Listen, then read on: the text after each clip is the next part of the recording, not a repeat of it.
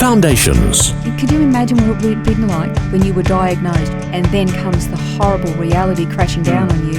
You now have to leave your family, your job, your children, your home, everything, and you've got to go and join the rest of the lepers in the colony. Foundations. Understanding the Jewish foundations of our Christian faith. With Robbo Robinson and Mandy Warby. In this program, we're going to finish looking at the issue of leprosy, not only as a physical disease that was essentially a death sentence, but leprosy as a sin, and how the Messiah is connected to it, and what Messiah was expected to do with leprosy when he came. It's a very interesting thing we mentioned last time, that there was all these provisions in the scripture that basically said how a leper was to be treated. You couldn't go near them, and they had to be outside the camp. But at the same time, there was this understanding that when the Messiah came, he would actually spend his time with lepers, that he would heal them, he would bandage them, he'd show compassion on them. So you kind of have this contradiction. How on earth was the Messiah going to touch these people if nobody was allowed to touch these people? And you can understand that nobody wanted to have anything to do with a leper because it could mean becoming one. Well, there's a lot of fear, I guess, associated with it, wasn't it? That Absolutely. You could be contaminated. Yeah. And could you imagine what it was like for the leper? Could you imagine what it would have been like when you were diagnosed? You suddenly had this, infection on your skin or something, and you've got to go and be diagnosed, and then comes the horrible reality crashing down on you. You now have to leave your family, your job, your children, your home, everything, and you've got to go and join the rest of the lepers in the colony, watching them die, waiting for your turn, never seeing your family again. I mean, horrible. Awful, yeah. And yet that's a picture of sin. Yeah. That's the picture of sin. Sin separates, it defiles, it corrupts, and eventually it takes your life, and that's devastation, Terrible, terrible, terrible. But then Jesus came. Then we stopped and we looked at the fact that when Jesus came, he kind of turned this Levitical standard of how you treat a leper and turned it completely on its head, and he actually welcomed the lepers. He actually went and healed the lepers. But here's the very interesting thing about that. There was an expectation that when the Messiah came, there would be certain things that he would do, certain things or actions that he would perform or do that would identify who he was. One of them was that he would cure leprosy. Another would be that he would make a mute to speak.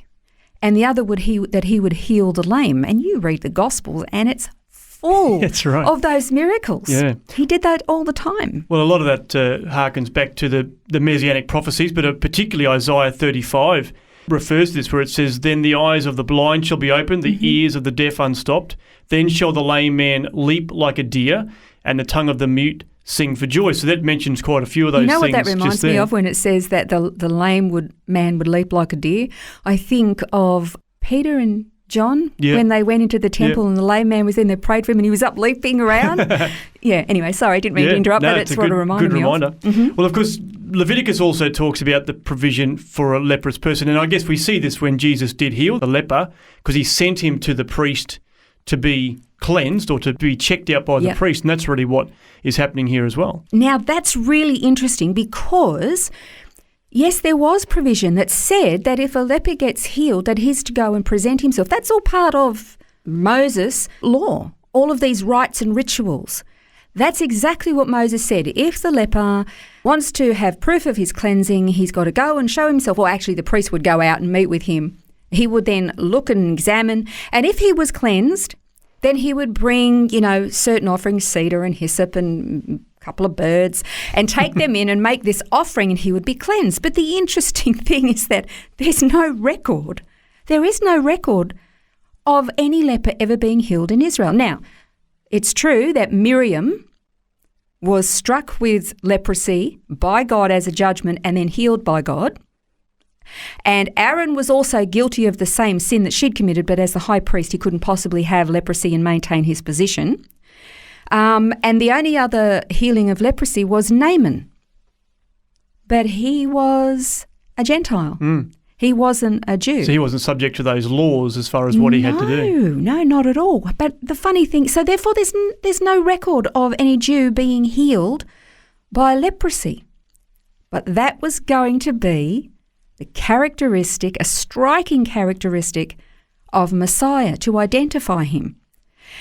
Okay, so then you have Jesus comes, and this is what you were referring to. He heals the lepers, and he says, now go and show yourself to the priests and do what the law of Moses says you've got to do. So out of the blue, having never happened before, these lepers turn up at the temple. Yeah, that's right. We've been healed. And guess what? Yeah. And they're going to say, what, who, what, how, when? And they're going to identify, Jesus of Nazareth, the guy who's out healing all these people, the ones you're hearing the rumours, him. He did it. He healed me. Now, it's never happened in Israel's history before, and the religious leaders know that an identifying deed of the Messiah would be the healing of lepers. Isn't that amazing? Yeah, that is amazing. Not only that, but that also goes to, confirming what we knew about all the miracles of the mute people speaking for the first time, blind people having their eyes opened, deaf people hearing for the first time, crippled people getting up and walking. Marry that with these lepers now being healed. Yeah. So those who were defiled, those who were ostracised, those who were rejected from society have now been made clean. There's this massive reversal. But it goes even further than that.